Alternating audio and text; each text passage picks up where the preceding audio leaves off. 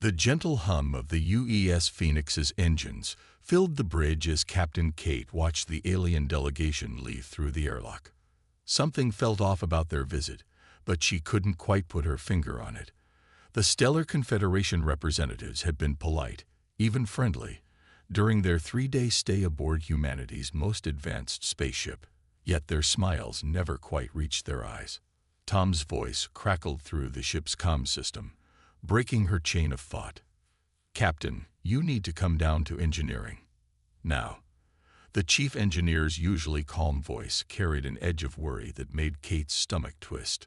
"On my way," she replied, already heading for the lift. The ship's corridors, normally bustling with crew members, felt eerily quiet. The soft blue lighting that ran along the walls pulsed steadily, but even that familiar sight did little to ease her growing concern. When the lift doors opened to the engineering deck, Kate immediately knew something was wrong. The air felt thick with tension, and the usual background noise of machinery had an odd, discordant note to it. Tom stood at the main control panel, his weathered face illuminated by the red warning lights flashing across the screens. "Look at this," he said without turning around, his fingers dancing across the display. These readings started changing right after our guests left.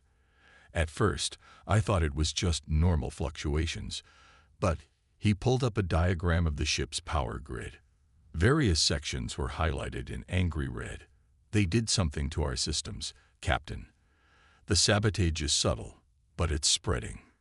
Kate leaned in closer, her eyes narrowing as she studied the display. "How bad is it?" "Bad." Tom wiped sweat from his forehead.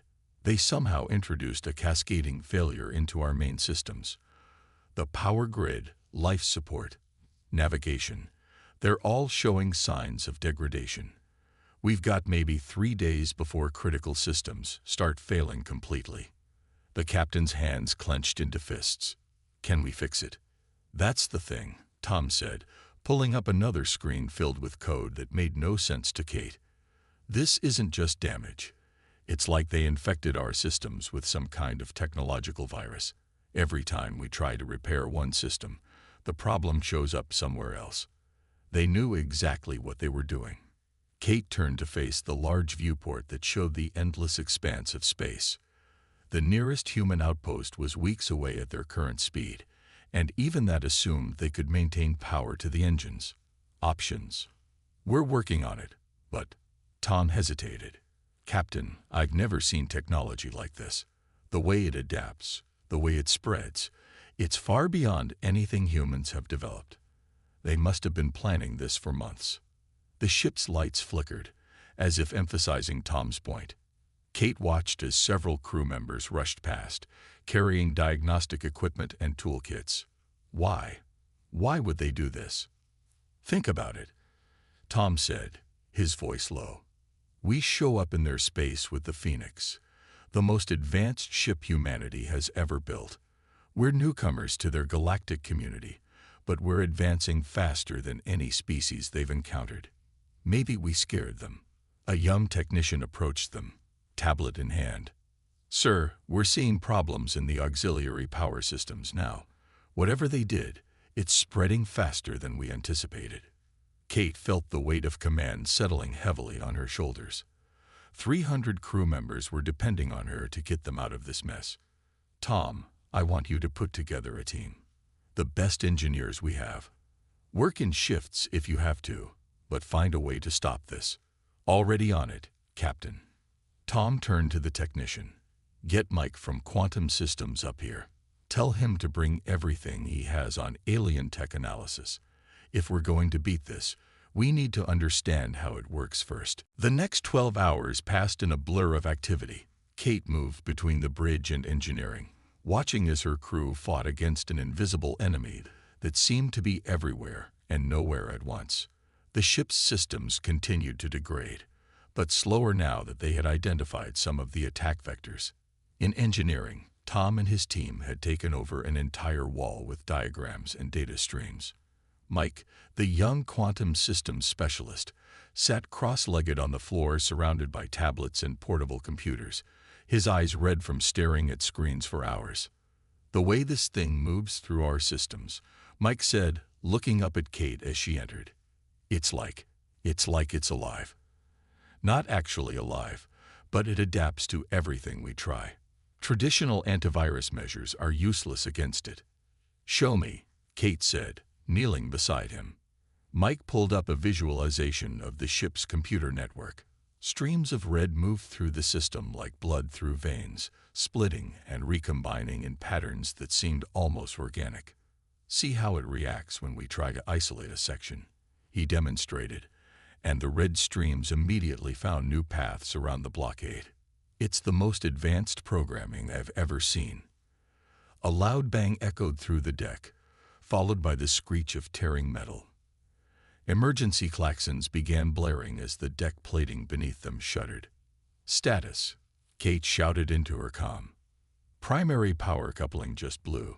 Tom's voice came back, tight with stress. Switching to backups, but we're losing power faster than predicted. We've got maybe 36 hours now, not 3 days. Kate stood, her mind racing. They needed help, but the nearest stellar Confederation world was even further away than the human outpost. Not that they could trust them now anyway. The sabotage had made one thing clear. Humanity's so-called allies saw them as a threat to be eliminated. Mike, she said suddenly, you said the programming is the most advanced you've ever seen. What if that's our advantage? The young engineer looked up, confused. What do you mean? They gave us access to their technology. Yes, they're using it against us, but it's still here, in our systems. We can study it, learn from it. Tom joined them, his face streaked with grease. You want to analyze the virus while it's actively trying to destroy our ship. That's risky, Captain. Riskier than doing nothing, Kate asked. They think they've beaten us. They think humans will just give up and die out here. But they don't understand who they're dealing with. Mike's eyes widened as he caught on to what she was suggesting. We could set up isolated systems to study how it works. If we understand the basic principles, we might be able to do more than just stop it, Tom finished, a glimmer of hope appearing in his tired eyes. But we'll need time. Another shudder ran through the ship, and the lights dimmed momentarily. Kate steadied herself against a console. Time is something we don't have much of. But we have the best crew in the fleet, and we have something else the Stellar Confederation didn't count on. What's that? Mike asked. Human stubbornness, Kate said with a grim smile. They think this virus will destroy us? Fine. Let's show them how humans deal with threats. We don't just survive them. We learn from them, adapt them, and come back stronger. Tom nodded slowly, then turned to his team. All right, people, new plan. I want 3 separate research teams set up. We're going to take this thing apart piece by piece. Mike, you're leading the analysis team. Jenny, get me power rerouted through the emergency systems. We need to buy ourselves more time. The rest of you, start preparing isolated testing environments. Let's show our alien friends what happens when they underestimate human ingenuity. As Kate watched her crew spring into action with renewed purpose, she knew the real battle was just beginning. The Stellar Confederation had tried to eliminate a potential rival, but their sabotage was about to backfire spectacularly. Humanity had never been good at accepting defeat, and they were about to learn it the hard way. The Phoenix's engines hummed beneath her feet, struggling against the spreading virus, but still fighting. Like her ship, Kate and her crew would not go quietly into the dark void of space. They would fight, adapt, and overcome. And when they were done, their ship would be more than just repaired. It would be transformed into something the galaxy had never seen before. Mike hadn't slept in 20 hours, but his eyes were wide with excitement as he stared at the holographic display floating above his workstation. The alien code danced before him in complex patterns that were starting to make a strange kind of sense. Next to him, Tom leaned forward, his own exhaustion forgotten as he watched the simulation play out. There, Mike pointed to a particular sequence. See how it responds. It's not just a virus. It's more like a living program. Every time we try to stop it, it learns and adapts. But that's not even the crazy part. He tapped a few commands, and the display shifted to show a deeper layer of code. Look at the base structure. Does this remind you of anything? Tom squinted at the flowing symbols. Wait a minute. That looks almost like the quantum processing theories we were working on back on Earth. The ones everyone said were impossible. Exactly. Mike's voice cracked with excitement. They're not just trying to destroy our ship. They're using technology that proves our theories were right all along. The Stellar Confederation must have figured this out decades ago. The ship shuddered around them, another system failing somewhere in its vast bulk. They had managed to slow the spread of the alien sabotage, but they were still losing the battle. The Phoenix's hull groaned like a wounded animal. Captain Kate's voice came through the comm system, tense but controlled. Engineering, we just lost gravity control on decks 5 through 8. How's that analysis coming? Captain, Mike replied, his fingers flying over the controls. I think you need to come see this. We may have found something big. When Kate arrived a few minutes later, she found her engineering team gathered around Mike's station, their faces lit by the blue glow of the holographic display. The young engineer could barely contain himself as he explained what they'd discovered. The aliens didn't just give us a weapon to destroy ourselves, he said, pulling up diagram after diagram. They accidentally gave us a key to understanding their entire technological base. This virus is built on principles we theorized, but could never prove. Until now. Tom stepped in, his weathered face animated. Think of it like they handed us a dictionary to translate their tech into our language. We're not just learning how to stop the sabotage, we're learning how their most advanced systems work.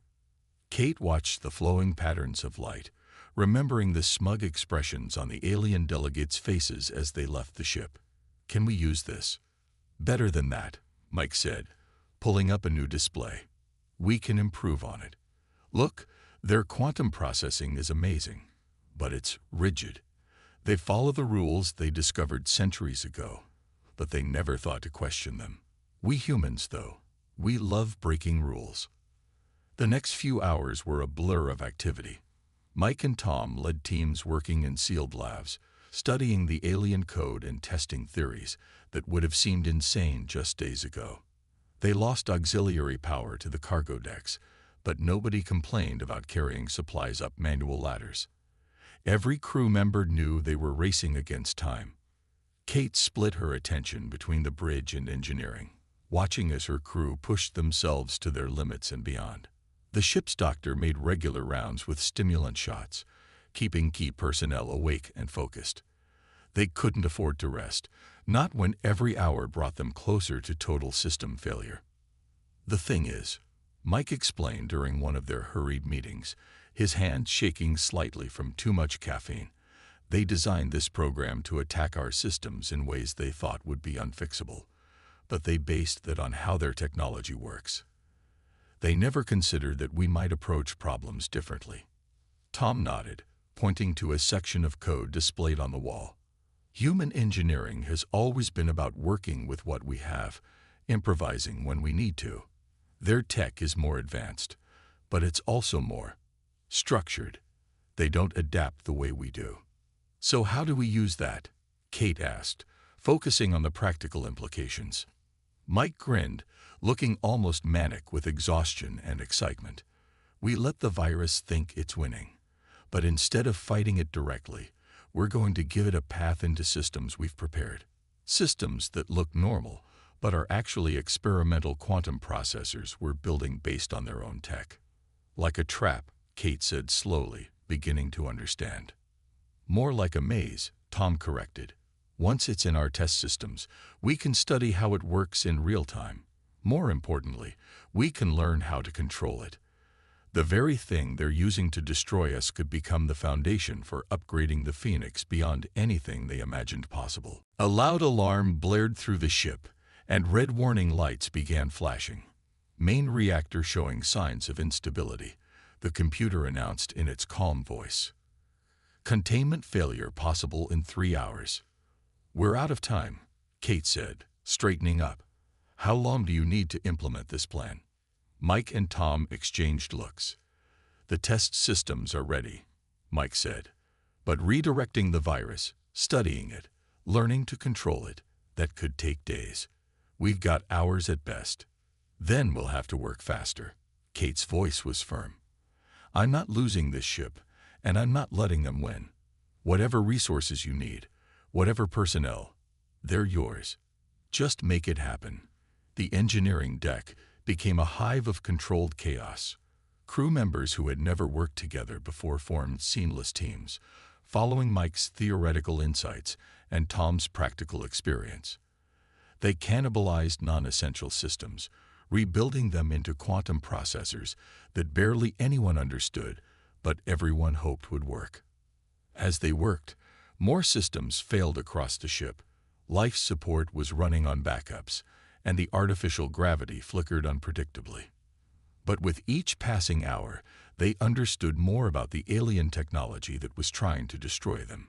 It was like reading a book written in a foreign language, difficult at first, but gradually becoming clearer as they recognized patterns and principles. Look at this, Mike called out suddenly, drawing everyone's attention.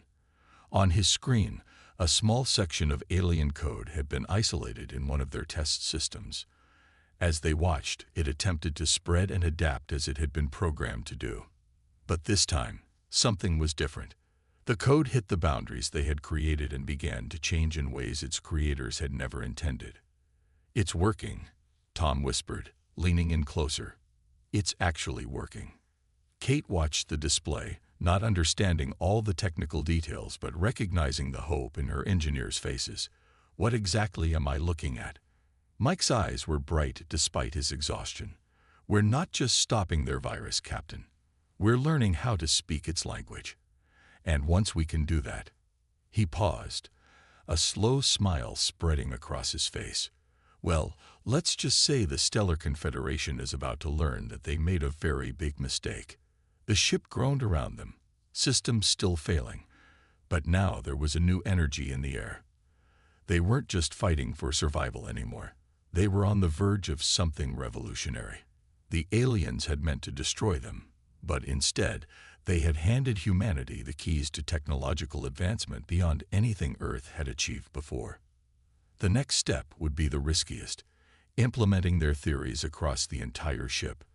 But as Kate looked at her crew's determined faces, she knew they would find a way.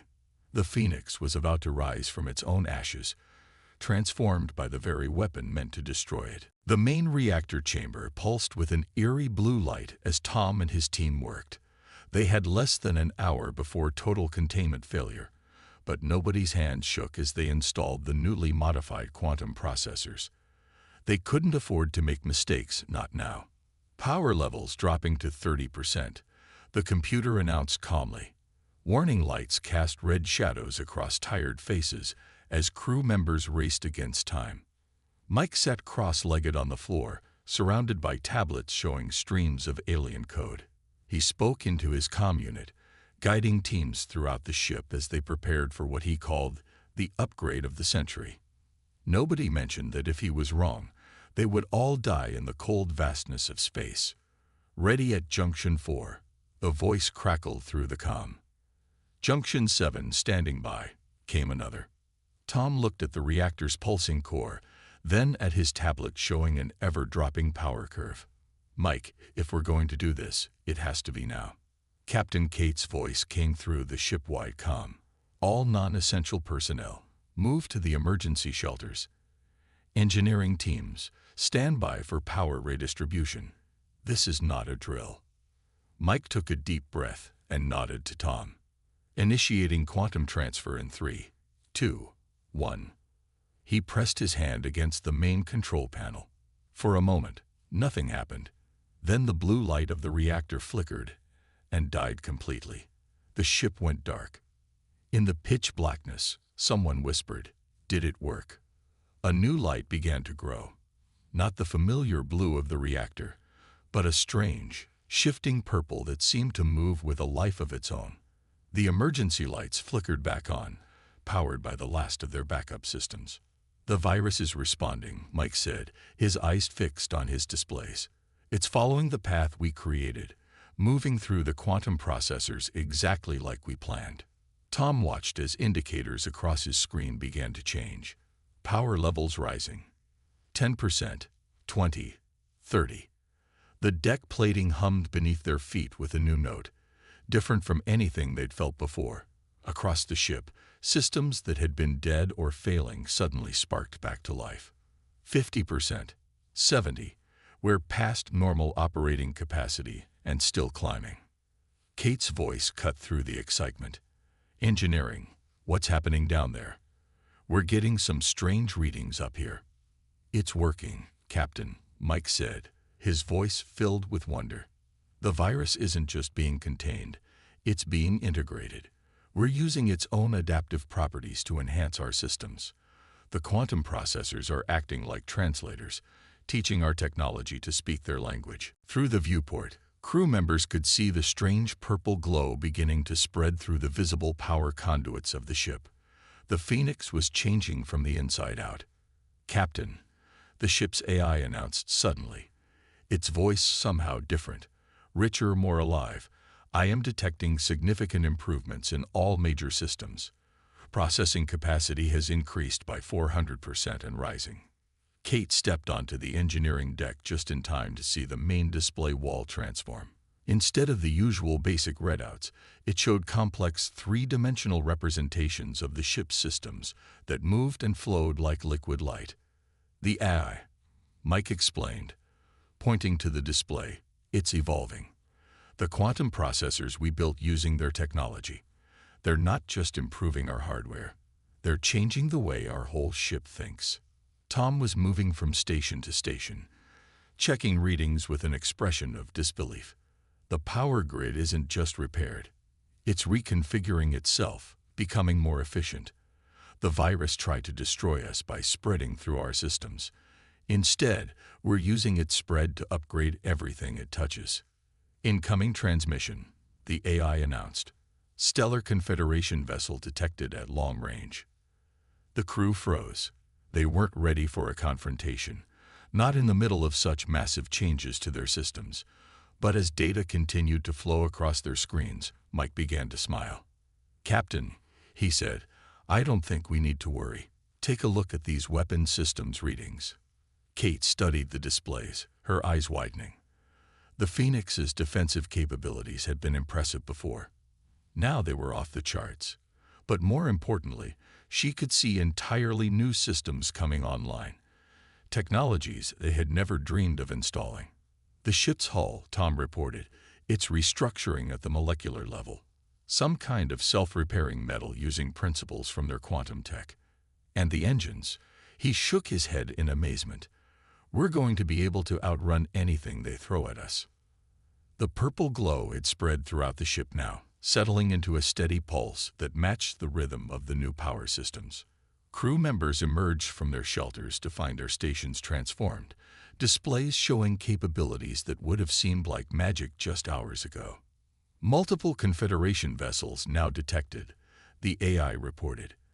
They appear to be on an intercept course. Let them come, Kate said quietly.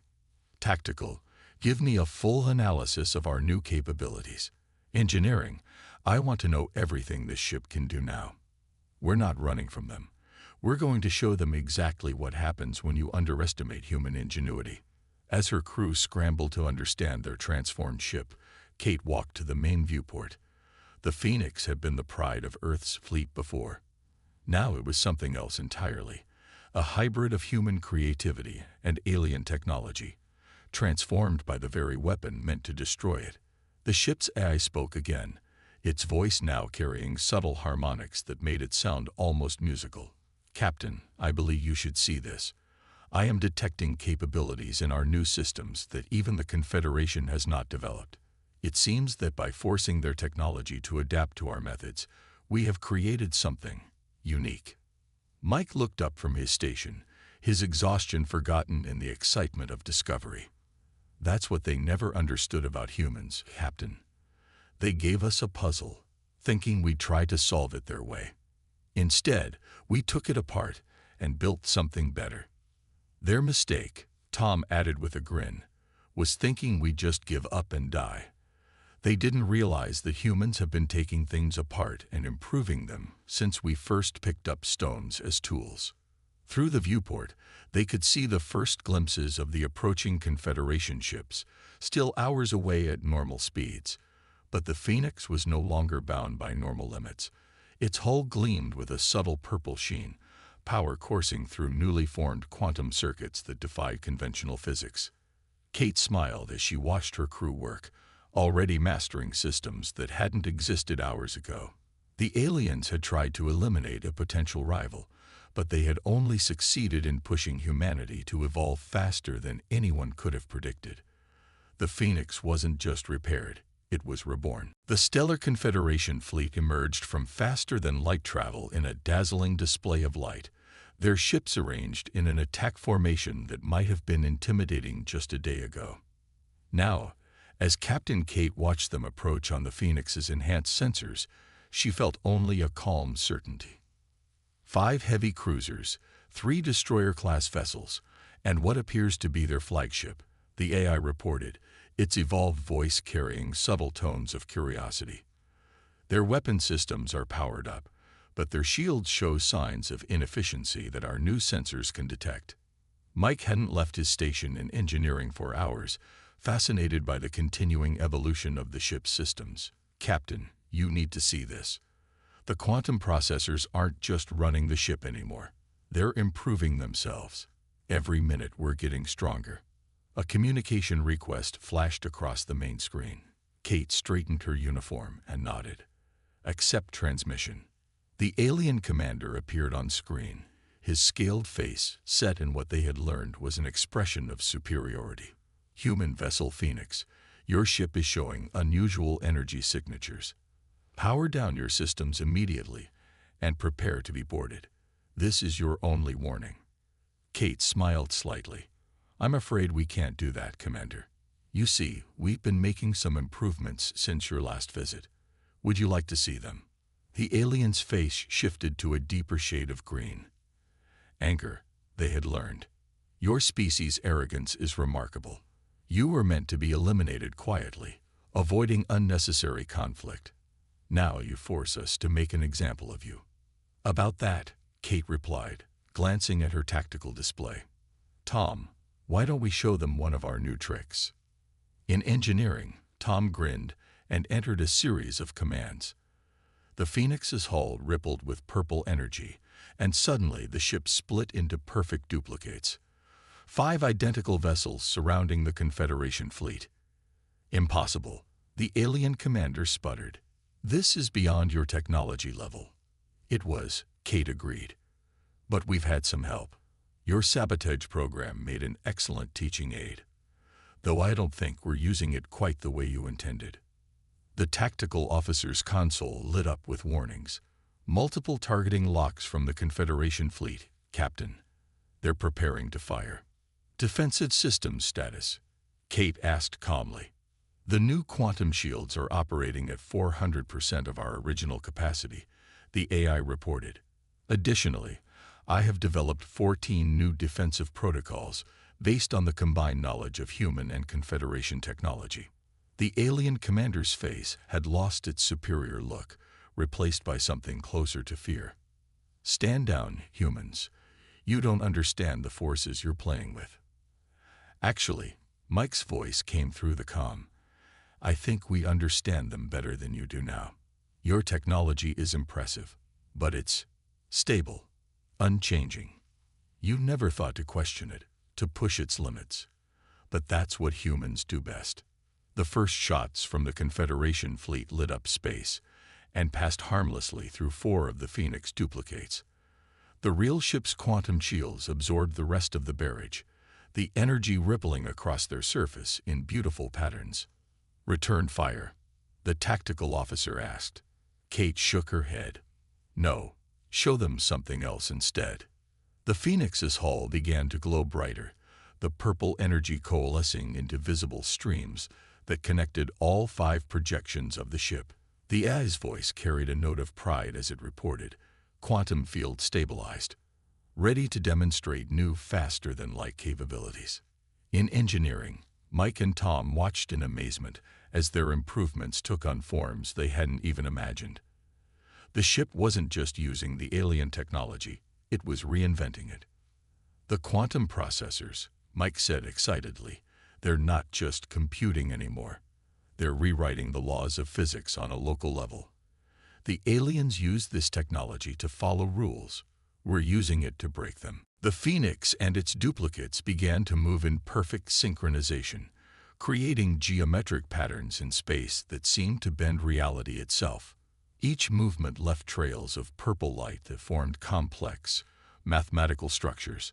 On the Confederation ship sensors, alarms were blaring. They had never seen anything like this before. Their own technology, refined over centuries, was being used in ways they had never imagined possible. "What you're seeing," Kate told the increasingly agitated alien commander, "is what happens when you give humans a puzzle to solve. We don't just find the solution. We rewrite the rules of the game." The Phoenix's duplicates suddenly collapsed back into the original ship, but the purple energy patterns remained, forming a complex web around both fleets. The AI announced, "Captain, I am detecting quantum entanglement effects on a massive scale. We can now predict the Confederation fleet's movements before they make them." The alien commander's transmission crackled with interference as their systems struggled to cope with the Phoenix's transformations. "This is unprecedented. Your ship should have been destroyed by our program." "Here's what you don't understand about humans," Kate said, leaning forward in her chair. "We learn from everything, even from attempts to destroy us. Your sabotage program was complex, yes, but it was rigid, designed to follow specific patterns. We saw those patterns and found ways to change them, to improve them." As if to demonstrate her point, the Phoenix's hull suddenly became translucent, then shifted through various states of matter before returning to its solid form. The quantum processors had given them control over the fundamental properties of their own ship. "Captain," Mike called from engineering, "the AI is showing signs of another evolutionary leap. It's not just running the ship anymore. It's starting to understand the underlying principles of the universe in ways our scientists never dreamed of." The Confederation fleet held their position, weapons still armed but no longer firing. They were witnessing something unprecedented, a ship that had taken their most advanced technology and transformed it into something new, something that defied their understanding of what was possible. "Your ship," the alien commander said slowly, "what have you turned it into?" Kate looked around her bridge, at the displays showing capabilities that seemed more like magic than technology, at her crew working confidently with systems that hadn't existed a day ago. "We've turned it into proof that humanity deserves its place among the stars. You tried to stop our progress, but you only succeeded in accelerating it." The Phoenix's sensors detected power fluctuations in the Confederation fleet, signs of confusion and uncertainty in their ranks. Their perfect formation began to waver as they faced something their centuries of technological development hadn't prepared them for, a species that didn't just use technology, but transformed it. "The question now," Kate said to the alien commander, "is what happens next. We could demonstrate more of our improvements, but I don't think that's necessary, is it?" The commander's scales had paled to a lighter shade of green.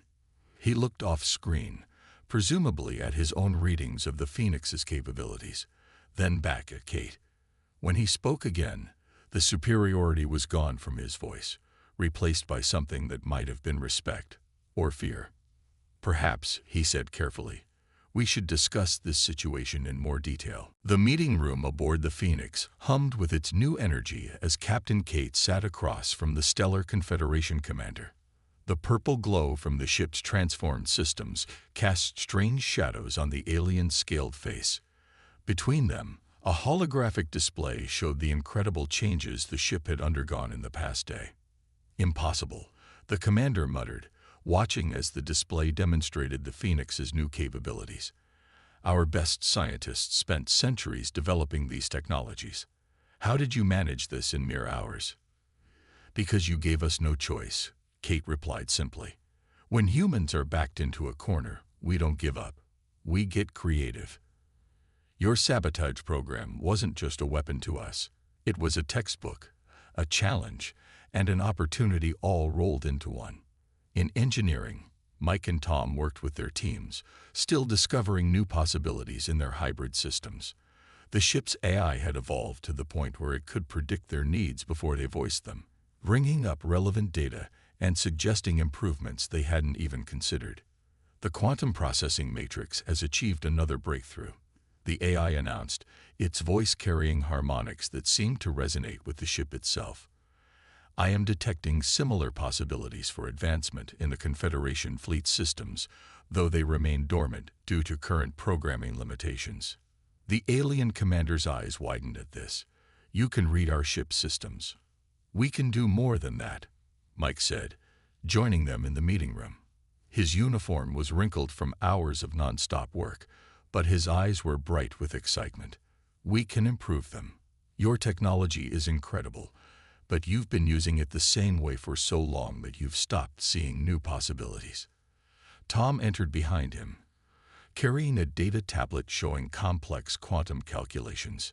Your sabotage program was designed to exploit what you saw as weaknesses in our systems. Instead, it showed us how to make our systems more adaptable, more alive. The Phoenix isn't just a ship anymore. It's becoming something entirely new. As if to emphasize his point, the walls of the meeting room briefly became transparent, showing the space around them, where the Confederation fleet hung in formation. The commander flinched, but Kate remained calm, knowing the ship was simply demonstrating its enhanced capabilities. The quantum processors we developed, Mike explained, they don't just compute, they learn, adapt, and evolve. And because we built them by combining your technology with human innovation, they can do things neither of us thought possible. The ship's AI joined the conversation, its holographic interface showing the complex web of improvements spreading through the Phoenix's systems. I have analyzed the complete history of Confederation technological development. Your species achieved remarkable advances, but became conservative, focusing on perfecting existing systems rather than exploring new possibilities. And humans? The commander asked, a new note of respect in his voice. Humans, the AI replied, approach problems differently. When faced with established rules, they instinctively look for ways to bend or break them. This creates inefficiencies, but also leads to unexpected breakthroughs. The combination of Confederation precision and human creativity has produced something greater than either could achieve alone. Kate watched as understanding dawned on the alien commander's face. You intended to eliminate us because you saw us as a potential threat. But what if instead we could be partners? The commander looked at the displays showing the Phoenix's transformed systems, then at his own fleet's readings. You could have destroyed us when we attacked. Why didn't you? Because that's not who we are, Kate said firmly. Humans can be aggressive, yes, and we fight fiercely when threatened. But what we really want is to explore, to learn, to grow. We don't want to dominate the galaxy. We want to help make it better. Mike pulled up new data on the holographic display. Look at these readings. The quantum processors aren't just improving our ship. They're showing us ways to improve everything around us. More efficient power systems, better medical technology, faster and safer space travel. But we need your experience to help us understand it all.